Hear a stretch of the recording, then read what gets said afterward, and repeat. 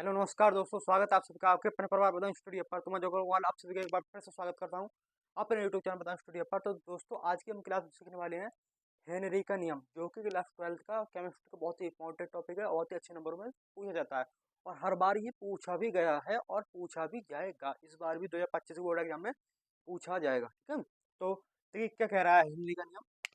ये कह रहा है स्थिर ताप पर हेनरी का नियम। हेनरी आपको दिखाई नहीं दे रहा होगा, स्थिर भी नहीं दिखाई दे रहा होगा।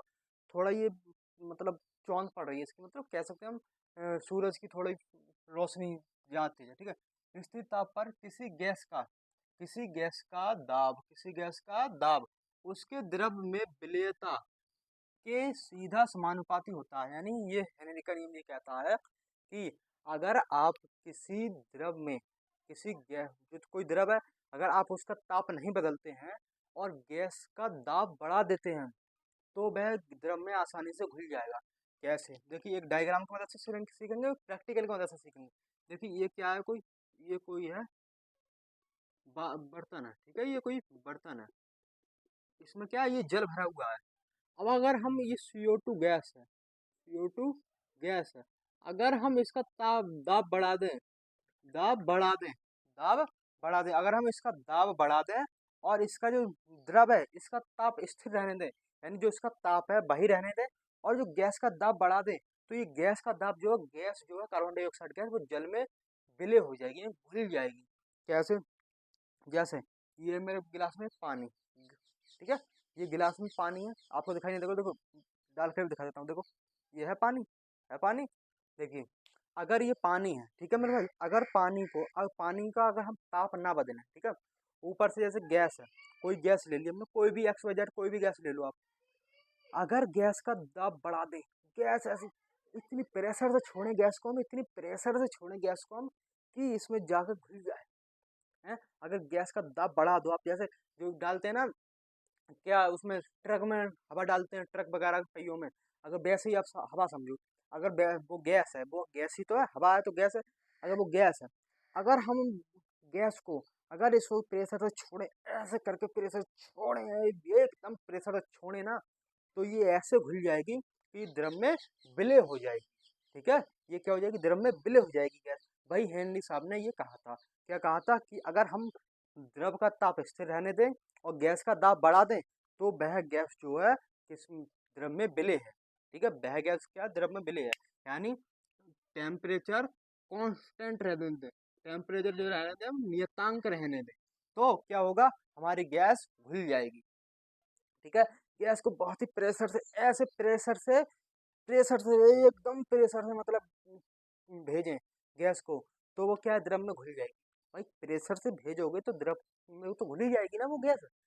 एक समय ऐसा आता है कि गैस खुद ठंडी होकर द्रव में बदल जाती है। तो गैस को अगर आप प्रेशर से ऐसे करो, प्रेशर से बहुत ही ज्यादा से एकदम प्रेशर से कर रहे हो, तो क्या हो जाएगा, वो द्रव में विलय हो जाएगा मेरे भाई। ठीक है, ओके। तो क्या एम समानुपाती पी, जो एम होगा यानी घुली हुई गैस की मात्रा होगी, एम घुली हुई गैस की मात्रा, और पी क्या प्रेशर है, जो दाब है। ठीक है, पी क्या दाब है, तो जो हमारी घुली हुई गैस की मात्रा है वो क्या उस दाब के समानुपाती हो जाएगी, गैस के दाब के यानी द्रव के विलेयता के समानुपाती हो जाएगी। अब देखिए यहाँ पर एम बराबर जो है, एम बराबर क्या है, एम बराबर है घुली घुली घुली हुई गैस की मात्रा, गैस की गैस की मात्रा, घुली हुई गैस की मात्रा क्या है हमारी, वो है हमारा घुली हुई गैस की मात्रा, एम बराबर घुली हुई गैस की मात्रा, और क्या, पी बराबर जो होगा वो होगा आपका दाब, प्रेशर आप कह सकते हो, प्रेशर क्या होगा, दाब। ठीक है, दाब दाब। ठीक है, अब ये अगर हम देखो, अगर यहाँ से हम क्या हटाएंगे, ये समानुपाती का चिन्ह हटाएंगे, तो यहाँ आ जाएगा एम बराबर KHP, KHP। ये क्या है, ये है आपका हेनरी का नियतांक। क्या है मेरे भाई, ये है आपका हेनरी का नियतांक। ठीक है, हेनरी का नियतांक जो हेनरी साहब ने हमको दिया था। ठीक है, हेनरी का नियतांक। तो यहाँ पर KH बराबर क्या आ जाएगा, KH बराबर आ जाएगा आपका हेनरी नियतांक। यह है आपका हेनरी नियतांक, हेनरी हेनरी हेनरी नियतांक मेरे भाई, हेनरी नियतांक। ठीक है, ओके, समझ में आई आपको बात? ओके, तो क्या आएगा, m बराबर के एच पी। ठीक है, जो क्या आपका हेनरी नियतांक, के एच बराबर हेनरी नियतांक। अब देख लीजिए आप, ठीक है, आप समझ गए, आप इतनी चीज समझ गए। अगर कहने का मतलब क्या है, अगर आप द्रव का ताप स्थिर रहने दें, जो है वो ही रहने दें द्रव का ताप, और गैस अगर आपको मिलानी है उसमें, तो गैस का दाब बढ़ा दो, गैस को इतने प्रेशर से भेजो, इतने प्रेशर से भेजो कि वो घुल जाए, वही हेनरी का नियम है। ठीक है मेरे भाई, ठीक है। अब क्या, अब आप है डालेंगे हेनरी की सीमाएं। ठीक है, हेनरी के नियम की सीमाएं, हेनरी हेनरी के नियम, हेनरी के, सॉरी इससे डालता हूँ, ठीक है, हेनरी हेनरी के नियम की सीमाएं। ठीक है, हेनरी के नियम की सीमाएं। नंबर 1 लिखो इसमें, यह यह तनु विलयन पर लागू होता है, यह तनु विलयन, यह तनु विलयन पर लागू होता है। ठीक है, यह तनु विलयन पर लागू होता है, राउल्ट के नियम के अनुसार भी यही होता है। ठीक है, नंबर 2 लिखो, यह उच्च ताप, उच्च उच्च ताप तथा निम्न दाब, उच्च ताप तथा निम्न दाब पर कार्य करता है। ठीक है, यह उच्च ताप तथा निम्न दाब पर कार्य करता है। नंबर 3 लिखोगे आप इसमें, यह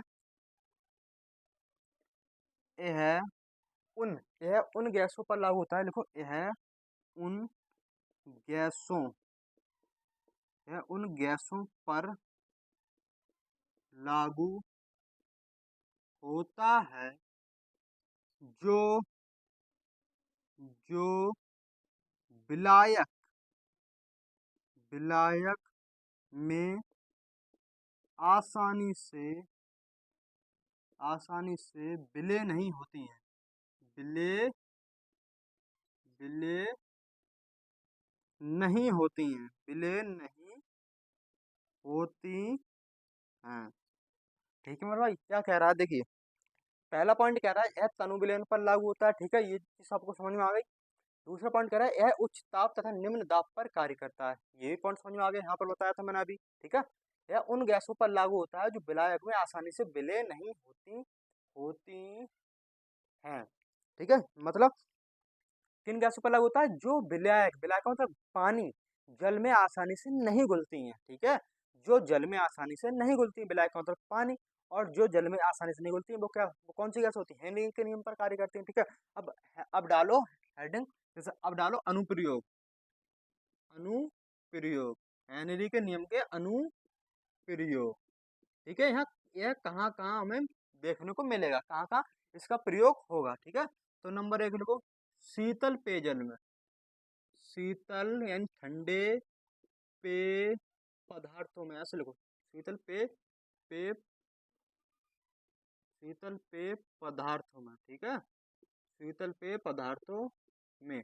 नंबर 2 लिखो, नंबर 2 क्या होगा आपका, गोताखोर जो होता है, गोताखोर द्वारा, यानी गोताखोर के जो ऑक्सीजन काम कार्य करती है वो हेनरी के नियम के द्वारा ही कार्य करती है। ठीक है, जो गोताखोर अंदर जाकर क्या लेते हैं, ऑक्सीजन लेते हैं, तो वो हेनरी के नियम पर कार्य करते हैं। ठीक है, गोताखोरों द्वारा, देखो नंबर दूसरा पॉइंट गोताखोरों द्वारा, और नंबर तीसरा पॉइंट लिख लेना, फेफड़ों की क्रियाविधि। ठीक है, गोता गोताखोर द्वारा। ठीक है, गोताखोर द्वारा मेरे भाई।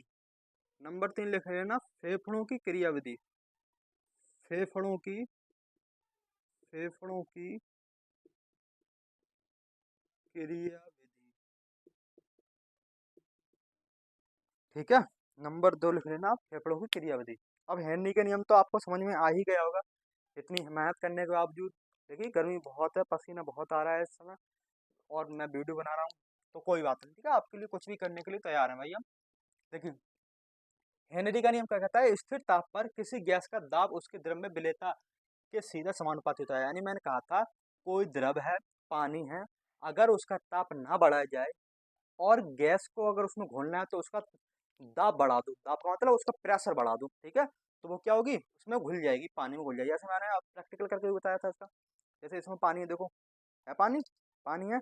अब पानी है तो पानी अगर इसमें हमें गैस घोलनी है तो इसका जो ताप है वो ही रहने दें, कांस्टेंट रहने दें, इसका ताप तो कांस्टेंट रहने दें, टेम्परेचर इसका कांस्टेंट रहने दें, नियतांक मतलब बदले ही ना, जो है वो ही रहने दें।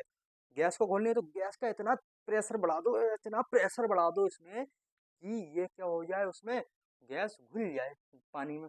भाई क्या है, हेनरी का नियम है भाई भाई, ठीक है। अब मैंने इस चीज लिखी दी है, आप पढ़ लेना, आप समझ लेना। ये हेनरी के नियम की सीमाएं हैं, ये अनुप्रयोग है। आपको बहुत ही आसानी से समझाया मैंने। पानी मैं भी पी लेता हूँ बीच गिलास में, प्रैक्टिकल करने वाला पानी था, ठीक है। तो मिलते हैं और एक शानदार वीडियो के साथ, तब तक नमस्कार, धन्यवाद।